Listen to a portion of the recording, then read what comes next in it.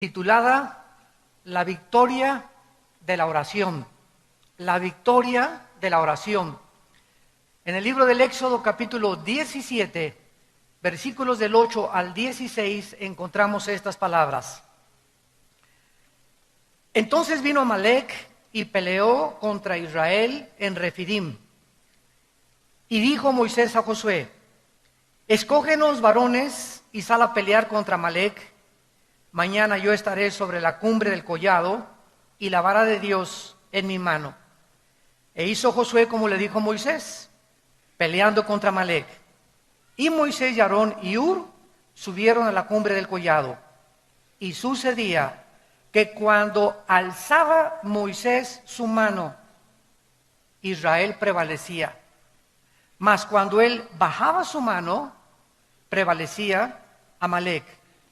Y las manos de Moisés se cansaban, por lo que tomaron una piedra y la pusieron debajo de él, y se sentó sobre ella. Y Aarón y Hur sostenían sus manos, el uno de un lado y el otro de otro. Así hubo en sus manos firmeza hasta que se puso el sol. Y Josué deshizo a Amalec y a su pueblo a filo de espada. Y Jehová dijo a Moisés: escribe esto para memoria en un libro y di a Josué que raeré de todo la memoria de Amalec de debajo del cielo. Y Moisés edificó un altar y llamó su nombre Jehová Nisi. Jehová es mi bandera, que es la traducción. Jehová Nisi, Jehová es mi bandera. Y dijo: por cuanto la mano de Amalec se levantó contra el trono de Jehová, Jehová tendrá guerra con Amalec de generación en generación. En esta conferencia que vamos a desarrollar en esta mañana, vamos a encontrar los secretos, podría yo decirlo con toda claridad y con toda seguridad, más grandes de la vida cristiana. ¿De qué manera respondes tú cuando tienes un problema o una crisis severa? Porque no es hasta que el problema viene a nuestras vidas cuando sabemos de qué calibre estamos hechos. No es hasta que enfrentas la tragedia, hasta que te das cuenta si tu fe es una fe bíblica. Porque hay muchos cristianos que llenan las iglesias en el mundo entero, pero cuando se enfrentan a un problema o a una tragedia, la tragedia o el problema los desmorona, los deshace, se caen al suelo y muchos hasta abandonan la fe. ¿Qué pasó? ¿Estas personas tenían fe? ¿Eran realmente cristianas? ¿Tenían la fe bíblica? ¿O simplemente eran creyentes religiosos de las iglesias, de las cuales las iglesias abundan esta clase de personas?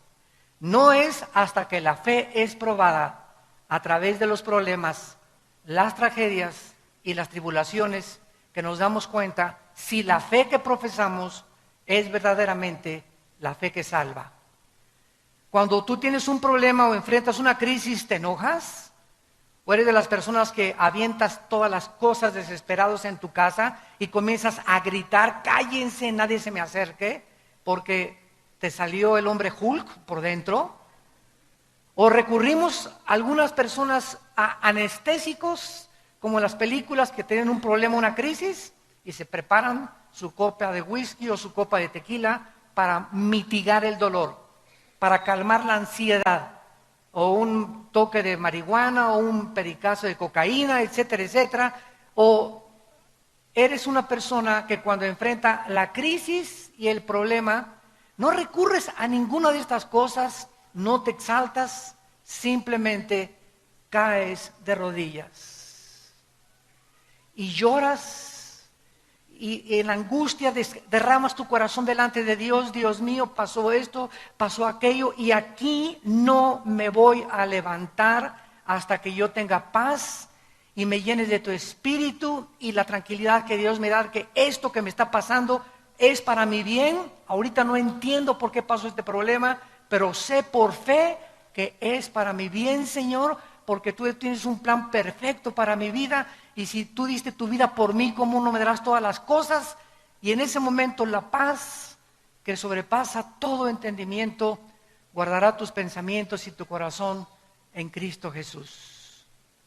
¿Has experimentado este poder de Dios ya en tu vida? ¿Has atravesado estas crisis y has probado a Dios en esas crisis en lugar de tomar la puerta falsa? En este pasaje que acabamos de leer y que vamos a estudiar, Israel enfrenta una crisis, una amenaza tremenda. Pero lo interesante de estos versículos que acabamos de leer es que el Espíritu Santo no se enfoca tanto en la guerra que los amenazaba, en el ataque de esta tribu nómada de los amalecitas, sino que el Espíritu Santo se enfoca y en medio de este pasaje nos da el secreto para vencer cualquier problema o crisis que nos amenace. Y el secreto es la oración. La oración.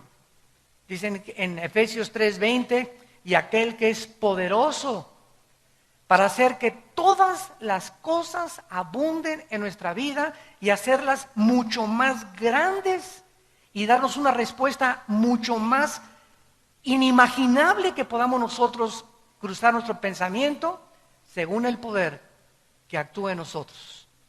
Dios es poderoso para responder las oraciones, pero tú no vas a poder nunca descubrir el poder de la oración si no eres una persona acostumbrada a orar. Y a orar por tus problemas, por los de tu matrimonio, por los de tus hijos, por los económicos, por el de salud. Cuando nosotros no somos personas de oración todos los días, cuando las crisis vengan, las crisis nos van a hundir, nos van a devastar, van a sacarnos a muchos del camino y muchos perderán absolutamente la brújula para seguir siguiendo a Jesucristo. Veamos en primer lugar el versículo 8 y 9 y comencemos a estudiar este pasaje. Y dice, entonces vino Amalec y peleó contra Israel en Refidim. Lo primero que tenemos que entender es lo siguiente: los amalecitas fueron la primera tribu que atacó a Israel saliendo de Egipto. En cuanto salieron de Egipto, venían hacia la tierra de Canaán. Y en el intermedio entre Egipto y la tierra de Canaán estaba el desierto. Los amalecitas eran una tribu nómada, eran salvajes, sanguinarios, descendientes de Esaú. Eran primos de los judíos. Los amalecitas tenían el conocimiento de que ese pueblo que estaba atravesando Israel y que se dirigía a Canaán era el pueblo de Dios. ¿Cómo lo sabían? Por Esaú, porque ya Dios a Jacob le había dado las promesas de la tierra prometida. Esaú era hijo de Jacob y se había transmitido la promesa de Dios a través de las generaciones. Pero los amalecitas no creyeron esta promesa, se aislaron totalmente, se volvieron salvajes y comenzaron a envidiar a Israel cuando salieron los israelitas de Egipto y se dirigen a la tierra de Canaán. Entonces ellos pensaron, ¿verdad? O van a acabar con nosotros en el camino, porque las tribus estaban en el camino de Israel. Israel no tenía ninguna intención de atacar a los amalecitas. Ellos querían simplemente llegar a la tierra de Canaán, pero los amalecitas, de una forma sanguinaria, se lanzaron despiadadamente para atacar a los judíos. Dios había ordenado el exterminio total de Amalec. Dice, por ejemplo, en Deuteronomio 25:19, cuando Jehová tu Dios te dé descanso de todos tus enemigos alrededor en la tierra que Jehová tu Dios te da por la heredad para que la poseas, borrarás la memoria de Amalec de debajo del cielo, no lo olvides. Dios dijo, no tengan misericordia de Amalec, destrúyanlo, acaben con esta tribu porque ellos son los más despiadados y sanguinarios y ellos no se van a arrepentir jamás. Ahora bien, vemos que el rey Saúl, más adelante, fue destituido del trono de Israel. ¿Por qué? Porque cuando Dios le ordenó destruir al rey amalecita, lo perdonó. Y perdonó al ganado, y eso, dice Samuel, le costó en 1 Samuel capítulo 15 al 17, el trono y todo el gobierno al rey Saúl. ¿Quién fue el que acabó con los amalecitas? El rey David. Fue el último rey que acabó con los amalecitas. Ahora bien, después de todas estas cosas y antecedentes acerca de los amalecitas, tenemos nosotros que tratar de descifrar y de entender qué representan los amalecitas. Porque todas las cosas en el Antiguo Testamento son un símbolo, una representación de algo en el Nuevo Testamento. En el Antiguo Testamento vemos guerras, tribus atacando a Israel, cuerpo a cuerpo, y en el Nuevo Testamento cambia totalmente el panorama y el medio ambiente. Y dice Efesios 6:12, ahora los cristianos ya no tenemos lucha cuerpo a cuerpo contra nadie.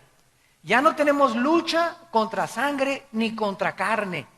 Nuestros enemigos no son los comunistas, ni los musulmanes, ni los ateos, ni tu suegra, ni tu vecino, ni los endemoniados, ni los nazis, ni los fascistas.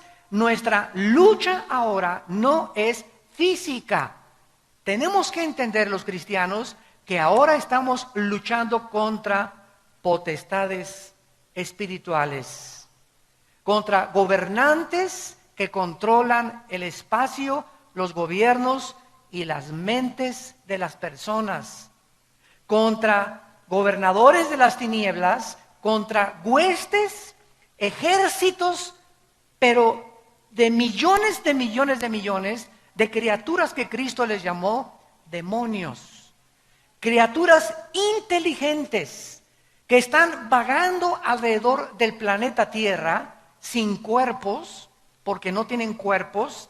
Hay una historia, ¿verdad?, por qué perdieron los cuerpos en el mundo preadámico, pero estos demonios tratan de entrar a cuerpos humanos para controlar tus pensamientos, la forma como tú ves la vida, para especialmente atormentarnos.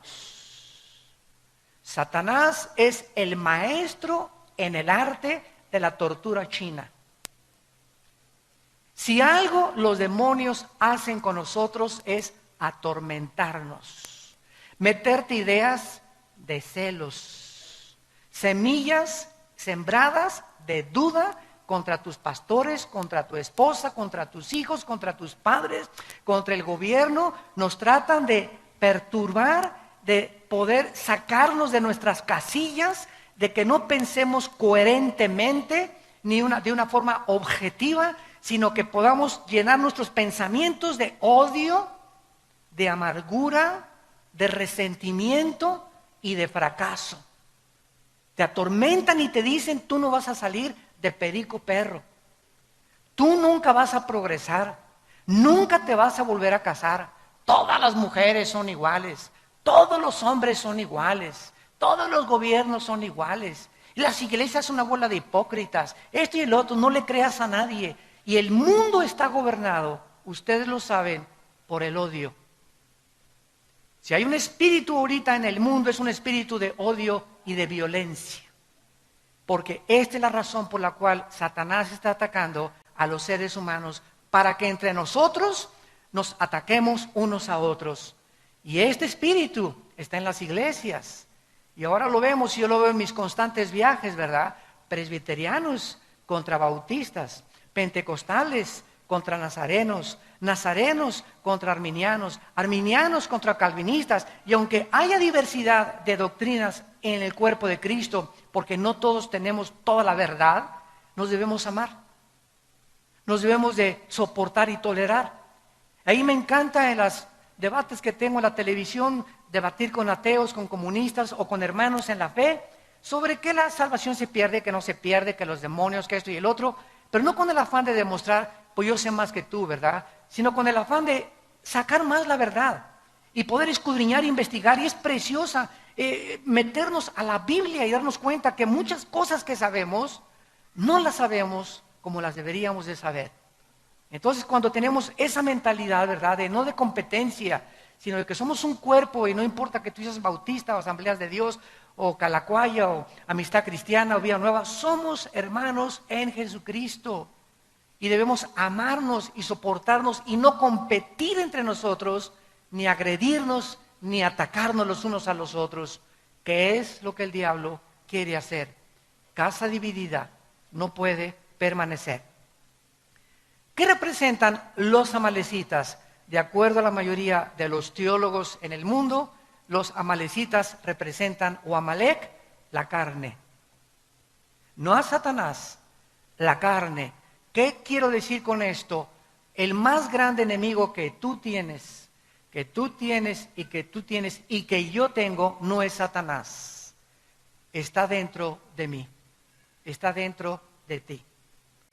El más grande enemigo que tenemos nosotros está dentro de nosotros. Escúchenme bien. Y si ese enemigo que está dentro de mí y dentro de ti, yo no lo conquisto, esas pasiones lujuriosas, sexuales, de venganza, de amargura, de odio, de resentimiento, de envidia, de avaricia, si no conquisto dentro de mí estas pasiones, no puedo conquistar a nadie. Porque vamos a conquistarnos primero a nosotros para poder gobernar. Yo no puedo gobernar si antes yo mismo soy presa y esclavo de mi propia carne dentro de mí. En Filipenses 3 el apóstol Pablo escribió, porque no somos de los que confiamos en la carne. Y cuando hablamos de la carne estamos hablando de esa antigua naturaleza adámica, caída, que aun cuando somos cristianos, está dentro de nosotros. Los cristianos no somos diferentes a los no cristianos, más que somos hombres perdonados, nada más. Pero los cristianos, igual que los no cristianos, seguimos teniendo pasiones, seguimos teniendo envidias, seguimos teniendo pleitos, seguimos teniendo las obras de la carne. ¿Por qué? Porque estamos en proceso de ir venciendo una por una a través de la santificación. Y por eso muchos no cristianos se espantan cuando ven muchos de nosotros. Pleitos entre los hermanos y envidias entre los hermanos. Y lo primero que dicen, ¿qué es? Pues no, que son cristianos. Pues sí, pero contéstale, pero no soy querubín. Entonces, tratemos, ¿verdad?, de entender esto. Somos personas. Los no cristianos tienen igual que nosotros, pero los cristianos tenemos dentro de nosotros el poder de Dios, que los no cristianos no tienen. El poder de Dios para vencernos a nosotros mismos. Dice en Santiago 4, resiste a Satanás y entonces él huirá de ti. Y más adelante dice, ¿verdad? Dios resiste a los soberbios y le da gracia a los humildes. Entonces, fíjate lo que dice Santiago 4. Si yo quiero resistir a Satanás, no tengo que atacarlo en el nombre te vengo a echar ni por aquí por allá, menos que haya un endemoniado. Pero no luchar así, que se han juntado cristianos, hasta el Popocatépetl fueron a sacar demonios al Popocatépetl, ¿no? Y para que ya no eruptara bueno, tantas cosas que hacemos, ¿verdad? Tan locas. En lugar de eso, dice la Biblia que la forma en la que yo impido que Satanás entre a mi vida, en la forma en la que yo impido que Satanás me ataque, es siendo humilde. Dios da gracia a los humildes, resiste a los soberbios. Y nosotros resistimos a Satanás y confiamos en Dios. Entonces, para que podamos nosotros resistir a Satanás, tenemos que ser humildes. Y de eso se trata el estudio que vamos a desarrollar a continuación. Vamos a ver, en primer lugar, 3 cosas importantes en este ataque de los amalecitas. Número 1, este ataque que le lanzaron a Israel fue cruel y salvaje. Dice Deuteronomio capítulo 25. Fue un ataque cruel y salvaje. ¿A quiénes creen que atacaron los amalecitas? Atacaron a los que iban hasta atrás de la marcha de Israel, a los enfermos, a los cansados, a los lisiados, a los desganados, a los amargados, a los desilusionados. A esos fueron a los primeros que atacaron. Dice Deuteronomio 25, versículo 17. Acuérdate de lo que hizo Amalec contigo en el camino cuando salías de Egipto. Escucha, de cómo te salió al encuentro en el camino y te desbarató. ¿Qué cosa? Él nos ataca por detrás. El diablo es un cobarde y sabe que dentro de nosotros tenemos este enemigo. Y este enemigo que tenemos dentro, que es la carne, es bien traicionera. Y si un pastor o un cristiano está cansado y no descansa y no ha tomado vacaciones y no se fortalece, contra ellos viene el ataque. Pero el cristiano que tiene comunión con Dios diario, que está leyendo la Biblia diario, que está analizando su vida todos los días, está fortalecido en el espíritu y la carne comienza a debilitarse. Y Satanás no tiene entrada a mi vida si mi carne yo la debilito espiritualmente y me fortalezco espiritualmente. Pero si yo comienzo a no darle de comer a la carne y alimento mi espíritu, entonces Satanás, Cristo dijo, el diablo no tiene parte en mí. ¿Por qué? Porque Cristo no tenía la naturaleza pecaminosa. El diablo no podía encontrar ninguna avenida, ninguna entrada, ni en su mente, ni en sus oídos, ni en ningún lado donde lo pudiera atacar. ¿Dónde lo atacó Satanás? Tratando de que Cristo se independizara de su Padre y comenzara a tomar decisiones sin la voluntad de su Padre. Dile a esas piedras que se conviertan en pan. Pero no era la voluntad del Padre que se convirtieran en pan. Y si Cristo lo hubiera hecho, que esas piedras se hagan tortas de jamón o cubanas, ¿verdad? En ese momento no era pecado, porque no es pecado comer. El pecado consistía en que el diablo lo quería hacer actuar independientemente del Padre. Una esposa es maltratada por su esposo y la carne te dice, ¿verdad? Agarra la charola, el sartén y dale un charolazo, sartenazo por afuera. Ahí está la carne, el enemigo entre nosotros. La Biblia me dice lo contrario. Ora por él y perdónalo. ¿Qué camino escojo? El camino de Dios. Yo lo perdono en el nombre de Jesús, aunque tenga ganas de ahorcarlo. Y cuando tomo esta decisión, viene el poder de Dios y Satanás no me puede atacar. Alguien te hizo alguien te robó, me quiero vengar y le voy a hacer esto y el otro. Si tomas el camino de la carne, pierdes. Mi esposo me traicionó, pues yo también me voy con otro. O me voy con otra. Si siempre que escogemos la carne, vamos a perder la batalla. Y cuando escogemos el camino de Dios, aunque parece que es más difícil, es el más bendecido. Porque Dios honra a los que le honran. ¿Me van siguiendo? Dice en Deuteronomio 25, 18, cómo te salió por detrás, te desbarató la retaguardia de todos los débiles que iban detrás de ti. Cuando tú estabas cansado y trabajado y no hubo ningún temor de Dios. La carne es débil, débil, débil, débil. Marcos 14, 38. Orad porque el espíritu está presto, pero la carne es débil. Esta es la razón por la cual ustedes jóvenes que tienen un noviazgo, cuando sabes que tu enemigo está dentro, y ayer fuiste a una reunión de jóvenes y hablaste en lenguas y viste al arcángel Gabriel que se te apareció y te levantaste, hasta te levitaste del suelo y ya crees que eres querubín, ya eres especial en la iglesia, y al otro día te vas con tu novio a Chapultepec y él está débil en la carne. Y tú esa mañana, ayer estuviste muy fuerte y ayer tuviste experiencias espirituales maravillosas, pero todos los días amanecemos totalmente sin baterías. El pan nuestro de cada día, dánoslo pasado mañana, Señor. La semana que entra, el pan nuestro, dánoslo hoy. Cuando Dios les dio el maná, ¿qué les dijo en el capítulo 16 a Moisés? Diles que no junten el maná para el otro día, porque se les echa a perder. ¿Cuál es la lección? Que no dependamos de las fuerzas que tenemos hoy para el día de mañana. Cada día tenemos que enfrentar la guerra espiritual. Un matrimonio no puede en los primeros años ya compaginarse, y un matrimonio no podía decir, ya la hicimos. Puedes tener 70 años de casado y seguir teniendo problemas en el matrimonio, porque ninguno de los dos es querubín todavía. El matrimonio es algo de lucha, lucha, lucha, lucha, lucha toda la vida. Y si tú no estás luchando con Dios de tu lado, orando con las manos levantadas al cielo, ¿verdad? Amalek va a destruir tu matrimonio. Porque te va a convencer el diablo que esa mujer no es para ti. Te va a convencer que tu esposo tiene cara de ardilla.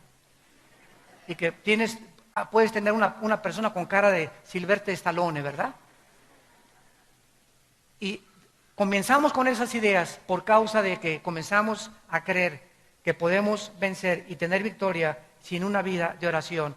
Esta ha sido siempre la estrategia de Satanás. Satanás no puede atacarnos más que a través de nuestra carne. Es la carne la que tenemos que crucificar. Es la carne la que tenemos que hacer morir. Es la carne la que Él usa para poder manipularnos y controlarnos. Miren ustedes en Colosenses capítulo 3, en el Nuevo Testamento, el consejo que Pablo le da a la iglesia. Colosenses capítulo 3, versículos 5 y 6. Y dice Pablo, hagan morir. ¿Qué dijo Dios a Amalek? Desbarátenlo, destrúyanlo. No hagas negocios con Amalek. No juegues con Amalek. La orden es exterminar a Amalek. Y Dios te dice, no juegues con tu carne. No coquetees con el pecado. No sigas mirando a esa mujer que no es tu esposa más de 2 o 3 veces. No subas a una muchacha soltera, tú eres casado a tu coche, no la subas y menos cuando está lloviendo. No le des, a los pastores no le des consejería nunca a una mujer sola. Un pastor no puede hacer eso. ¿Quiere consejería? Me estoy muriendo, pues muérase. Si mi esposa no está conmigo, no la aconsejo. O si no está una hermana conmigo, no le doy consejería. Y menos en mi oficina con las puertas cerradas. ¿Por qué? Porque la carne es débil. La carne es débil, la carne es débil. No creas que porque de vez en cuando veo una película pornográfica, una vez a la semana y una canita al aire, comienzas a coquetear con el pecado y a creer que puedes vencer eso. La pornografía comienza a meter en nuestra vida fantasías sexuales que te llevan siempre, siempre, siempre al adulterio. Las fantasías sexuales provienen de la pornografía que te llevan a traicionar los votos a tu esposa y a tu esposo. Siempre comienza debilitando la carne Satanás. El que fuma comenzó con un cigarro, uno de vez en cuando. Al mes ya son 3, a los 2 meses ya te fumas una cajetilla, a los 2 años te fumas 2 cajetillas de cigarros. Y comienza con la marihuana. Hasta la bachicha, chico. Y comienzas a creer que la bacha y al año eres marihuano. En Acapulco les dicen macizos, de la Golden de Acapulco. El que comienza con la cocaína, igual con un pase, todo comenzó, como dice la canción, comenzó con un dedito y la mano agarró. Todo comienza poco a poco. Satanás nos va debilitando hasta que la carne me pide ya sexo, o me pide droga, o me pide alcohol, o me pide cigarro, o me pide esto. Y ahí es cuando yo ya abro la puerta a la invasión demoníaca. Y los demonios se vienen a atacar mis pensamientos, mi cerebro, y me amarran, me hacen esclavo de eso. Y hasta que no hay un quebrantamiento y un arrepentimiento profundo en mi vida, no puedo ser libre. Y para eso se necesita la obra del Espíritu Santo, porque Él es el único que nos convence de pecado. Por detrás viene la traición. En segundo lugar, el ataque fue sorpresivo. Israel no lo esperaba. Dice en primera de Pedro 5:8, velad y orad porque vuestro enemigo el diablo está como león rugiente, pero rugiendo, buscando a ver qué hermanito está en la retaguardia. ¿Quién tiene ya 2 o 3 días que no ora? ¿Quién por ahí no trae su Biblia ya a la iglesia? Ya la Biblia ni les importa. A ver, esos hermanitos que ven en la noche, repórtenme por favor, les dice a los demonios, ¿quiénes de los que se dicen cristianos ven pornografía? Pásenme la lista, apunten y váyanse, manden un batallón contra esa casa y ataquen esa mente de esa persona. Ande buscando como león rugiente. A ver, ¿quién de los hermanitos es tranza? ¿Quién no ha pagado sus deudas? Pero se persina y dice que él es cristiano y tiene deudas por acá y deudas por allá y ni siquiera abona para las deudas. ¿Quién se iba a cassettes y libros de librería sin pagar? Búscame esos hermanitos y Satanás comienza a tratar de devorarte. Él no viene a lastimarte, viene a acabar contigo. No tiene misericordia Satanás ni los demonios contra nosotros. ¿Y qué pasó? Ay, pues Señor, el diablo, no eche la culpa al diablo. Le abrimos la puerta a través de la carne, de la debilidad de la carne. Entonces, así es como los atacó Amalek. Fue un ataque sorpresivo. En tercer lugar, fue un ataque con el propósito de exterminar a la nación judía. Cuando nos atacan los enemigos, vienen con el propósito de acabar con mi vida. Si acaban con mi vida, acaban con mi matrimonio. Si acaban con mi matrimonio, acaban con mis hijos. Y tus hijos serán hijos de padres divorciados, sufriendo los traumas, los psicológicos que sufrieron el divorcio, y atacará tu negocio, y atacará tu crisis, y viene a acabar con todo lo que tú le des chance. Él viene para atacar, robar y destruir. Yo he venido para que tengan vida, dice Cristo, y para que la tengan en abundancia. Dice la Biblia en el Salmo 83, que esta fue la intención en todo el Antiguo Testamento de los enemigos de Israel. Querían exterminarlos y hasta el siglo XXI se sigue cumpliendo lo mismo. ¿Qué quieren las naciones ahorita de alrededor de Israel? La guerra del 67, la guerra de Yom Kippur del 73, la guerra del 81 y los demás ataques que les han lanzado, exterminar a los judíos. ¿Qué dijo el presidente de Irán, Ahmadinejad? Queremos borrar del mapa a Israel. ¿Por qué ese odio? O sea, ¿por qué Hitler quiso borrarlos del mapa? ¿Por qué en los tiempos de Esther quisieron borrarlos del mapa? ¿Por qué los babilonios los quisieron borrar del mapa? Porque es la única civilización a través de la historia que el mundo los ha querido exterminar. Y a pesar de ser una nación tan indefensa y tan frágil, a pesar de los millones de enemigos que tienen, nadie ha podido hacer nada contra ellos, porque Jehová ha dicho, si tú tocas a mi pueblo, me tocas a mí. Dice en el Salmo 83, versículo 3, contra tu pueblo han consultado astuta y secretamente. Han entrado en consejo contra tus protegidos. Han dicho, venid y destruyámoslos para que no sean nación y no haya más memoria del nombre de Israel. ¿Se dan cuenta de la intención del enemigo?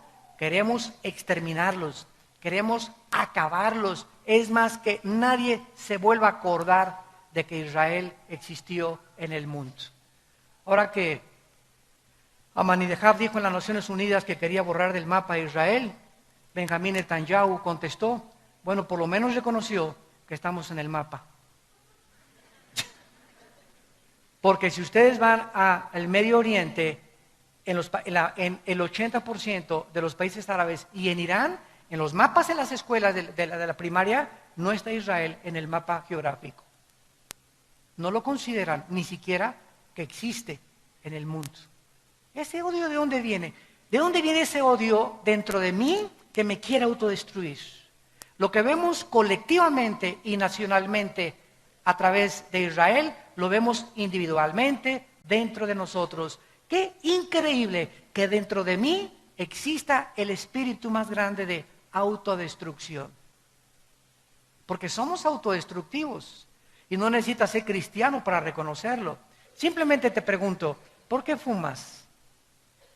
¿No sabes que cuando el humo, el cigarro, la lengua, el paladar, el esófago, la laringe, la tráquea, los pulmones, los alvéolos, ¿no sabes que todo te está envenenando y que te está impidiendo disfrutar de la vida, ver a tus nietos crecer, disfrutar, tener una mente más clara? El cigarro te ofusca, todas las neuronas del cerebro te las comienza, ataca las cromosomas también del cuerpo y del ADN. ¿Por qué lo haces? Y tú me contestas, porque me gusta. Oye, pero ya aquí médicamente, mira, ya el doctor te está diciendo que hasta las cajetillas dicen, este producto es nocivo para su salud. ¿Cómo es posible que sabiendo nosotros que esto es veneno, yo me lo siga comiendo? ¿Qué significa esto? Que la Biblia tiene razón, somos autodestructivos. No nos queremos. ¿Por qué tienes la panza de Santa Claus que tienes? ¿Que no sabes que vas a enfermarte, que el colesterol, la diabetes, etcétera, etcétera? ¿Por qué no haces ejercicio? ¿Por qué no tomas suficiente agua? ¿Por qué no hacemos por sobrevivir y mantenernos un poquito más saludables? ¿De dónde viene esos pensamientos de no quiero, estoy flaca, mira esto, por aquí, por allá, cuando estamos pagando un precio de algún día acabar en un hospital y pagar millones de pesos por una cirugía o por una operación, porque no quisimos tener en cuenta nuestro cuerpo? ¿De dónde viene esto? De la autodestrucción de Amalek dentro de nosotros. Y dice Dios, hagan morir las obras de la carne. Inmundicia, fornicación, malos pensamientos, cosas por las cuales, ya lo leímos en Colosenses, viene la ira de Dios. Dios dijo, yo estoy enojado contra Amalek. Y en el Nuevo Testamento, mi ira es contra las personas inmorales. ¿Quieres hacer enojar a Dios? A través de la inmoralidad lo haces enojar. Y te va como en feria, no sabes el precio que vas a pagar. ¿Por qué? Porque va a destruir tu vida. La pornografía es como una termita que se mete entre nosotros y nos deshace moralmente. Hace poco acaban de entrevistar a un candidato a la presidencia y reconoce que ha tenido amantes. Y se ve con una naturalidad tremenda, ¿verdad? Los políticos en Estados Unidos, por todos lados. Divorcia el mundo, la moral, de las obras que ellos hicieron. Es que este hombre hizo esto, hizo puentes, hizo construcciones. Y pues sus canitas al aire, ¿verdad? Todos los tienen. Y golpeó a la mujer, no hay ningún problema. Y divorciamos el carácter de lo que es la persona ante la sociedad. ¿Saben ustedes que ahorita en el mundo la palabra resultados ya se introdujo al cristianismo? Y dicen los cristianos, tuvimos muy buenos resultados en esta campaña. Y sabe una cosa, la palabra resultados no existe en la Biblia. Una máquina produce resultados, una computadora produce resultados, un robot produce resultados, pero un organismo vivo produce fruto. Solamente los organismos vivos producen fruto. Entonces nosotros no estamos para producir resultados, sino fruto. Apocalipsis 2, del 1 al 4. Mira la iglesia de Éfeso. Yo sé que eres celoso y repartes folletos y das tu diezmo y vas a la iglesia y cantas aleluya y vas a la misa de 7 de la mañana y te bautizas y esto es el otro, bla, bla, bla. Y ninguno de estos resultados los quiero porque tengo contra ti que no amas a nadie. Has perdido tu primer amor. Entonces vemos que muchos políticos, muchos cristianos tienen resultados. Hicieron una iglesia grande o políticos hicieron obras grandes, todo, ¿verdad? Resultados. Y Dios no busca lo que hacemos, sino lo que somos. Lo que somos. El carácter de tu vida es lo que le interesa a Dios. Lo vamos a ver en la segunda conferencia que voy a hablar sobre Juan 15, la vid y los pámpanos. Ahora regresamos a nuestro pasaje en penúltimo lugar y vemos el meollo de lo que queremos estudiar. Moisés le dice a Josué, y en ese tiempo Josué era joven, pero muy bien entrenado para que Moisés le haya dicho, hazte cargo de la lucha contra Amalek y dirige tú las tropas, es porque Josué ya era un joven entrenado en el cual Moisés confiaba. Pero vean esto maravilloso. Le dice, ve y pelea con Amalek. Mientras tú estás peleando ahí en el campo de batalla, Josué, yo voy a subir a la colina, a un montecito. Y allá en el montecito, ¿verdad? Voy a subir con la vara de Dios. La vara de Dios representaba el poder de Dios. Y de una forma increíble y profunda, dice la Biblia en el versículo 10, entonces Josué, como le dijo Moisés, peleando contra Amalek, y Moisés, Aarón y Hur, tres personas subieron a un monte, al cumbre del collado. Y sucedía que cuando alzaba Moisés la mano,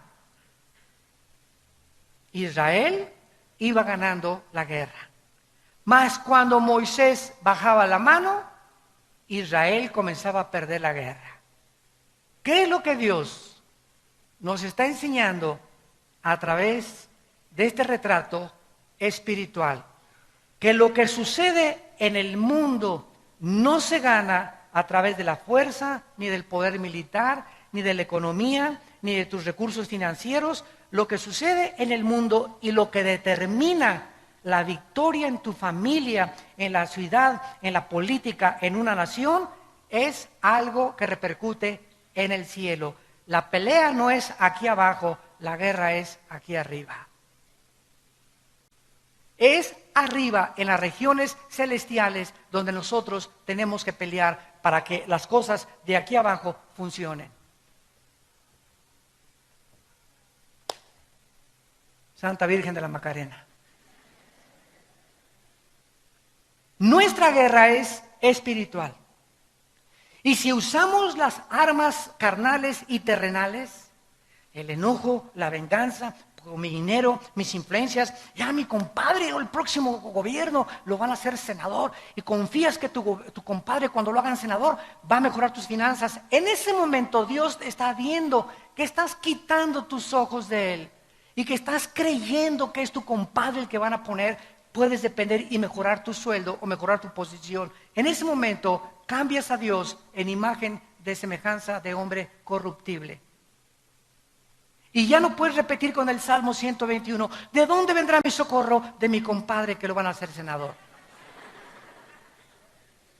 ¿De dónde vendrá mi socorro? De mis influencias que tengo, de mis amistades que me estoy logrando, de lo que estoy transando, de la forma como estoy avanzando en la vida. Y en ese momento hemos abandonado totalmente el concepto de que es aquí arriba donde yo puedo garantizar aquí abajo mi dependencia, mi permanencia y mi seguridad económica también.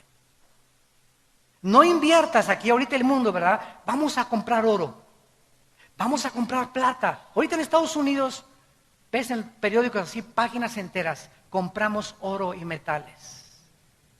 Porque es en lo único en lo que el mundo está confiando ahorita que no se va a devaluar, el oro y los metales preciosos, las joyas, etcétera, etcétera. Y los cristianos digo, ¿dónde podemos invertir el dinero? ¿Y qué nos dice Dios? El mundo nos dice, invierte aquí, invierte en el banco, pero tenemos a Dios que nos dice, no inviertas donde el orín y la polilla corrompen. La bolsa de valores puede caer, el dólar puede caer, y de la noche a la mañana, Juan Camaney, te vas hasta el suelo, porque yo deshago como polilla lo que más aprecias tú, invierte en mi reino y jamás te faltará nada. Siembra donde el orín y la polilla no corrompen. ¿Ven el cambio de valores? El mundo te dice aquí y Dios te dice acá. ¿En dónde están tus valores? ¿En la tierra o en el cielo? Busca mi reino, arriba. Busquen a Cristo, arriba. Buscar las cosas donde hemos resucitado, arriba. Porque ahí están las bendiciones. Los he bendecido, Efesios 1:3, con toda bendición espiritual en las regiones celestes. Nuestras bendiciones están ahí arriba. Nuestro banco está ahí arriba. Quiero bajar y tener provisión para poder invertir aquí. Le tengo que pedir a Dios, tener comunión con Dios a través de la oración, hacer contacto con Dios a través de la oración. Y en el banco de Dios, Él lo abre y abriré las ventanas y las derramaré sobre ustedes hasta que abunde la bendición, dice el Señor. Porque has puesto tu confianza en Jehová, yo también te libraré. Te pondré en alto y te mostraré mi salvación.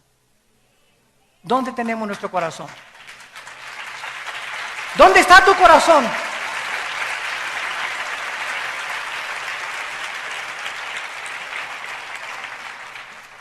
Dice en Proverbios capítulo 21, Proverbios capítulo 21.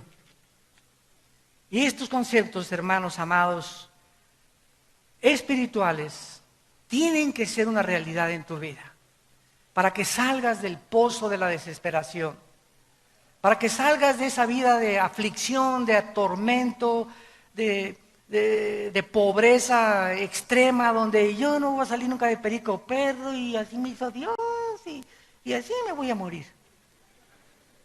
Tienes que cambiar tu manera de pensar y poner tus ojos y entender en dónde está la guerra, en dónde tenemos que pelear. Dice Proverbios 21, versículo 30 y 31, no hay sabiduría. No consultes a los astrólogos ni a los eruditos científicos y matemáticos, políticos, antropólogos. No hay sabiduría en este mundo. No hay inteligencia, ni Stephen Hawking, ni Sócrates, ni nadie, ni consejo. No hay nadie que te pueda aconsejar mejor que Dios. El caballo se alista para el día de la batalla, mas Jehová es el que da la victoria. Nos podemos preparar y hacer esto y planes, pero no van a depender de mis planes, de mis relaciones, de mis recursos. Va a depender de mi relación con Dios.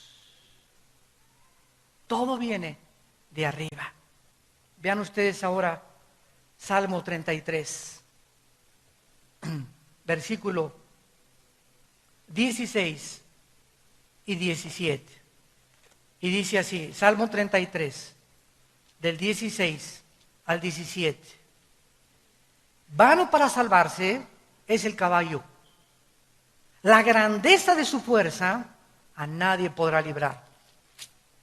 He aquí el ojo de Jehová sobre los que le temen, sobre los que esperan en su misericordia, para librar sus almas de la muerte y para darles vida en tiempo de hambre. Santos de Dios, ¿cuál es el propósito por el cual Dios escogió a Israel? Él hubiera escogido a los italianos, a los mexicanos. Ellos no son mejores que nosotros, no son más inteligentes que los árabes. Simplemente Dios escoge a un pueblo en un punto geográfico de la tierra para que la atención del mundo se enfoque en ese pueblo y veamos en ese pueblo los milagros de Dios, de sobrevivencia de ese pueblo, a pesar de que todas las circunstancias estaban y han estado siempre en su historia en su contra.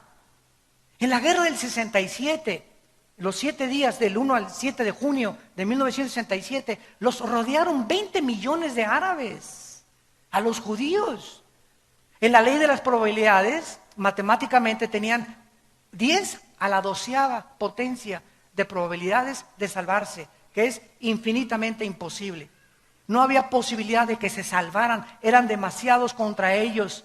Y en 6 días los judíos hicieron una obra de la milicia y un ataque, y la forma como respondieron, que ningún experto militar ni los jefes de West Point en Estados Unidos han podido decir cómo es posible que hayan podido sobrevivir. Y todavía el 7º día, ¿por qué creen que terminó en 6 días? Porque el 7º tenían que descansar. Hasta con eso, ¿verdad? Entonces, simplemente Israel es un ejemplo nada más del poder de Dios. Y ahora Israel está en la banca. Se van a seguir cumpliendo las profecías en él. Ahora Dios ha tomado un pueblo de judíos, griegos, italianos, mexicanos. Ahora ya no hay judío, no hay gentil. Ahora somos nosotros la iglesia. Y a través de nosotros Dios está mostrando la multiforme sabiduría que está en nosotros. Los ángeles, dice Efesios 3, están aprendiendo de nosotros. De la forma como reaccionamos, la fe que tenemos, porque para los ángeles no hubo gracia, los ángeles no conocen la misericordia, ellos pecaron y los condenó Dios, no hubo gracia para los ángeles. ¿Por qué no hubo gracia para los ángeles? Porque ellos veían a Dios y nosotros somos un pueblo que no vemos a Dios. Estamos en desventaja a los ángeles y a los que muchos se les da, muchos se les pide. Ellos fueron criaturas que veían a Dios todos los días, cara a cara. ¿Cómo no iban a tener fe si no iban a ver a Dios? Nosotros somos un pueblo que no vemos a Dios, pero que creemos, y eso es lo que le agrada a Dios, que lo que creamos aunque no lo veamos. Simplemente creer lo que Él dijo en su palabra. Y esto es exactamente lo que sucedió con Amalek. Ellos comenzaron a darse cuenta que no es con espada ni con ejército, sino con mi espíritu, dice el Señor. Moisés sube a orar a la colina y comienza a prevalecer. Lo que sucede en el campo de batalla determinó lo que Moisés hacía en la colina. Mi vida de oración va a determinar la felicidad de mi matrimonio. Mi vida de oración va a determinar la salud y la protección de mis hijos. Mi vida de oración y comunión con Dios va a determinar mi prosperidad en mi negocio. Porque Dios me quiere prosperar, Dios me quiere bendecir, no para enriquecerme a mí, sino para ser yo un canal con lo que Dios me da para bendecir más su obra. Porque Dios tiene que buscar canales de bendición. Podían bajar los ángeles y hacer la obra de Dios, y los ángeles construir iglesias, y los ángeles predicar el evangelio, pero a Dios le agradó a nosotros usarnos para su gloria.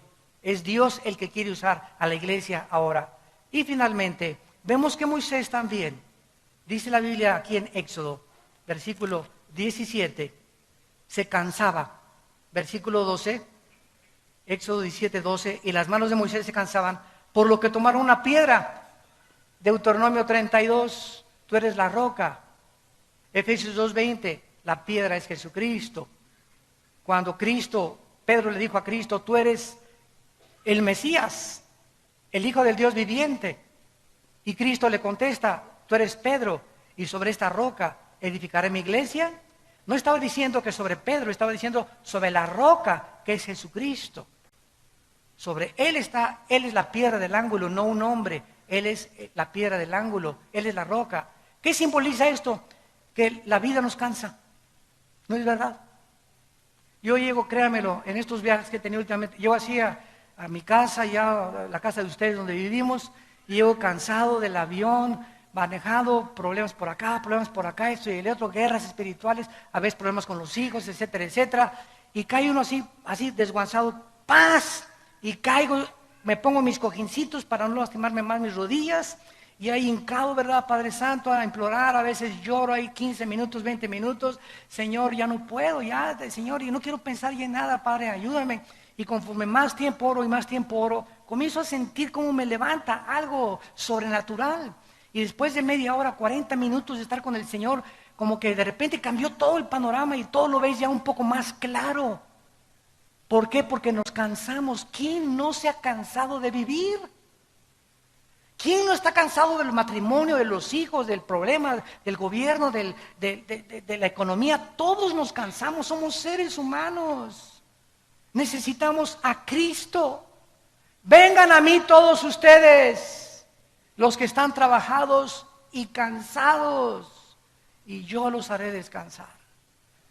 La roca sobre la cual Moisés se sentó representa a Cristo. Tenemos, aparte de que estar orando continuamente, tenemos que descansar en el Señor. Y lo más maravilloso de esto es que ya sentado Moisés sobre la piedra, se le cansaban las manos. Ya descansaba el cuerpo, se le cansaban las manos. Y dice la Biblia, entonces en Éxodo, y Aarón y Hur, versículo 12, sostenían sus manos de un lado y del otro, así hubo firmeza hasta que se puso el sol. En segundo lugar, nosotros necesitamos en la oración tener compañeros. No podemos orar solos. Dichosos ustedes los que se ponen de acuerdo con alguien. Oye, estoy orando por mi familia, ¿me ayudas a orar por mi familia una vez a la semana, Juanita? Fíjate que tengo un hijo que se nos fue de la casa. ¿Cuántos de ustedes vienen aquí? Tenemos un buzón de oración. Hermano, veo ahorita que acabo el servicio, una cola. Hermano, ¿me echa su bendicioncita? ¿Me echa agua bendita? Al ratito me van a decir eso. ¿Me echa tantita agua bendita? Hermano, ore por mí. Y muchos de ustedes creen que el pastor, en el nombre de Jesús, oro por ti y ¡pum! Ya tus problemas se van a solucionar. ¿Sabes una cosa? Que no es mágico. No es mágico. No es la vara de Aladino. Claro que oro por ti, pero no va a solucionar eso tus problemas. Tú tienes que tener alguien, un amigo, una amiga, que esté continuamente orando contigo y por tu familia. ¿Lo tienes tú? ¿Tienes esos amigos, compañeros, escuderos de oración?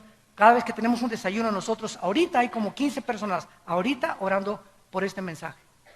que están detrás ahorita orando por mí, Padre, sosténlo, fortalécelo, dale memoria, dale salud, dale claridad en sus pensamientos, porque si no tengo gente orando por mí, no puedo luchar yo solo. Somos un cuerpo y nos necesitamos unos a otros. Y terminamos con 3 expresiones de la oración. ¿Qué es la oración? ¿Qué expresa la oración? 3 cosas, apúntenlas. Número 1, humildad. Te necesito. ¿Qué haces cuando vienes a orar? Estás demostrándole a Dios, te necesito. Demostramos al hincarnos que dependemos de Él. ¿Qué es la humildad? No es, hermanito, ¿cómo estás, verdad? Y con sombrerito, todo así, el cuello roto, y una persona muy humilde. Eso no es humildad, ¿verdad? Eso es pobreza, eso es... La humildad de la Biblia es la dependencia de Dios. Si tienes 3 o 4 días sin orar y no leer la Biblia, eres una persona orgullosa, porque le estás diciendo a Dios, no te necesito más que el domingo. El viernes hay reunión de oración, Señor. De lunes a martes déjame, ¿verdad? No te necesito. El miércoles voy a la reunión de oración. Pero cuando oramos estamos demostrando, en primer lugar, humildad. Cristo dijo en Juan 15:4, separados de mí, nada podéis hacer. En segundo lugar, demuestra fe. ¿Qué es la fe? Confianza. Es necesario que el que se acerca a Dios crea que le hay. Estoy confiando, Señor, en que por eso vengo a orar. Vengo a orar, Señor, porque te reconozco que te necesito y porque confío que tú eres el único que me puedes ayudar. No el pastor, no la comadre, no mi mamá, no mi suegra. Tú eres el único que me puedes ayudar. Y en tercer lugar, amor. Señor, vengo a orar porque te amo. Porque te quiero. Porque amo tu presencia. Como el siervo clama por las aguas, así clama mi alma por ti, oh Dios. Mi alma tiene, oh sed de ti, Señor. Te amo, te necesito, Padre. No encuentro fuerzas más que en ti, Padre Santo. En tu presencia y plenitud de gozo. Tú estás demostrando humildad, confianza y amor cuando vienes a orar. ¿No quisieras convertirte de aquí en adelante en un guerrero de oración? Oremos. Padre, gracias por tu palabra. Gracias, Señor, por mostrarnos la imprescindible necesidad de vivir en tu presencia, de reconocer que no tenemos fuerzas algunas naturales en nosotros mismos, sino todo lo contrario. Amalek vive dentro de nosotros y es traicionero y es sorpresivo, y cuando menos lo esperamos caemos en tentaciones que hunden a los hombres en destrucción y perdición. Teniendo conciencia del traidor que traemos dentro, vivamos en la presencia del Altísimo, subiéndonos a las alturas a través de la oración para determinar el éxito de nuestras victorias aquí abajo en el planeta Tierra. Pongamos las cosas y los ojos en las cosas de arriba, donde nuestra vida resucitada está juntamente con Cristo. Y cuando Él se manifieste, nosotros seremos manifestados con Él en su gloria, porque nuestra vida está escondida en el Hijo de Dios. En esta mañana, entrégale tu vida a Cristo. Si eres cristiano, dile: Señor, perdona mi vida de oración. He sido un flojo. No he vivido esa vida de oración que tú me has pedido. He sido negligente. Tengo una vida de oración tan superficial, Señor. Y ahora entiendo por qué no tengo victoria. Ahora entiendo por qué no tengo autoridad. Ahora entiendo por qué los problemas siento que me ahogan. Porque estoy viviendo en mis propias fuerzas. Y no he entendido que separado de ti nada puedo hacer. Y ustedes en esta mañana que no tienen a Cristo, ustedes por la televisión, si tú no tienes a Cristo en esta mañana y nos visitas por primera vez, dile: Padre, perdona mi vida de independencia tuya. Ahora creo que necesito vivir cerca de ti, que mi alma te necesita, y te invito a que entres a mi vida, Señor Jesucristo, porque creo que en la cruz pagaste con tu sangre por mis pecados, que a los 3 días resucitaste de los muertos y que tienes el poder de transformar mi vida a tu imagen y semejanza otra vez. En el nombre de Jesús. Amén.